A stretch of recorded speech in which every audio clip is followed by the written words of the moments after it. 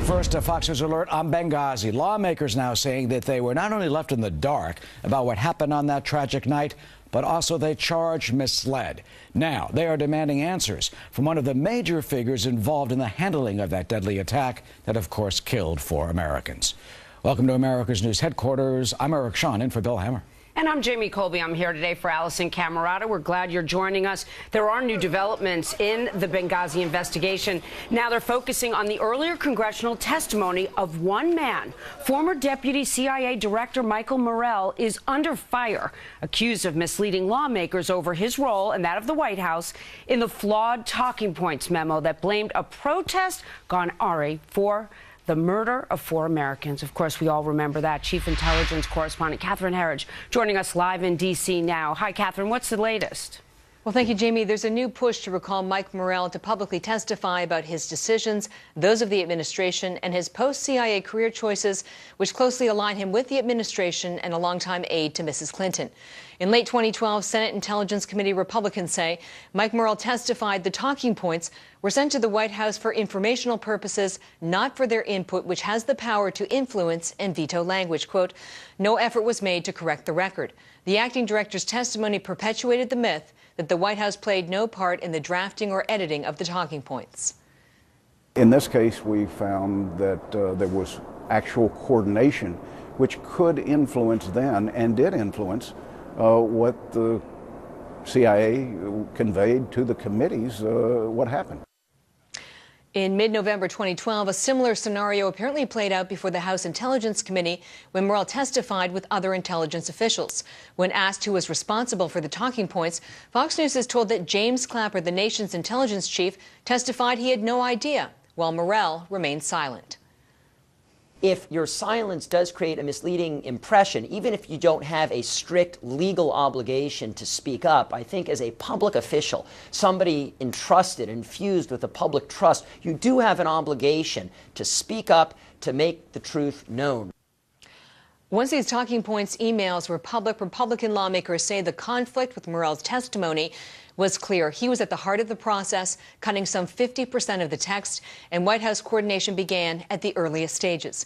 In a recent email exchange, Morrell stood by his testimony, emphasizing to Fox that no one had, quote, cooked the books on the talking points.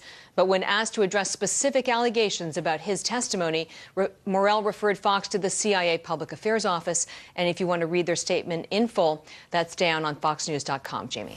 Catherine, great information today. Thank you so much. You're welcome. Eric? Well, Jamie, even as Mr. Morrell has denied any wrongdoing, there are those members of Congress, as we have heard, who are demanding to get him back on the witness chair under oath to testify again and face their questions about those controversial talking points.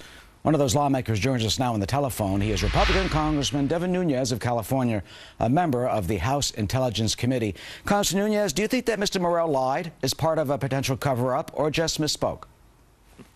Well, we don't know the answer to that. Obviously, the senators had a lot more conversations with him, and there are serious allegations that are laid out in this latest Weekly Standard article where Senator Chambliss, who's the vice chairman of the Senate Intelligence Committee, along with Senator Burr, who you just had on just a second ago in an interview, and along with Senator Lindsey Graham from South Carolina. I mean, these are very serious allegations, and I personally like Mike Morrell. I think he's a really has done a lot for this country.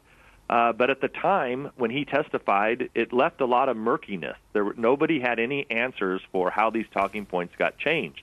And so I think that Mr. Morrell should just come up voluntarily back to both the House Intelligence Committee and the Senate Intelligence Committee just to clarify this, because for a long time we've known that nothing made sense as to how these talking points got changed. And I think he may hold the key to those answers. Well, he testified, and then later on they came back in the afternoon and said, well, he misspoke. Let me show you his email to Fox News when we've been reporting this story. He said, quote, I stand behind what I have said to you and testified to Congress about the talking point issue.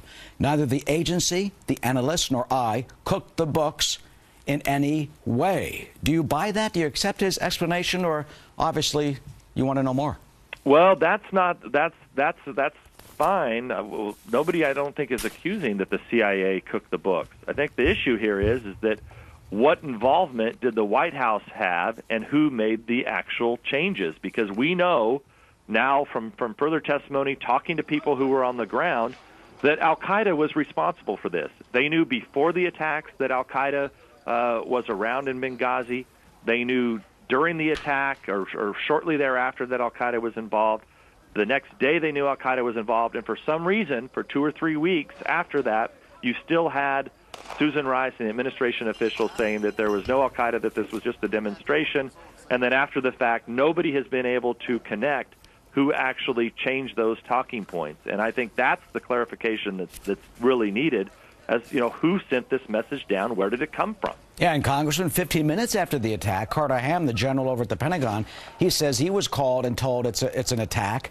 He then goes to Panetta and the head of the Joint Chiefs of Staff, General Dempsey, tells them they go to the White House. There's some meeting at the White House. They come back. And Mr. Panetta later testified that, yes, he knew at the outset, basically, it was a terrorist attack. And yet the word al-Qaeda was dropped. Why do you think so? Well, remember, they didn't even acknowledge that it was a terrorist attack, not only that it was al-Qaeda, and still today they don't acknowledge that it was al-Qaeda. So I believe the reason is that there's this narrative out there that al-Qaeda is on the run, that the administration wants the American people to believe that.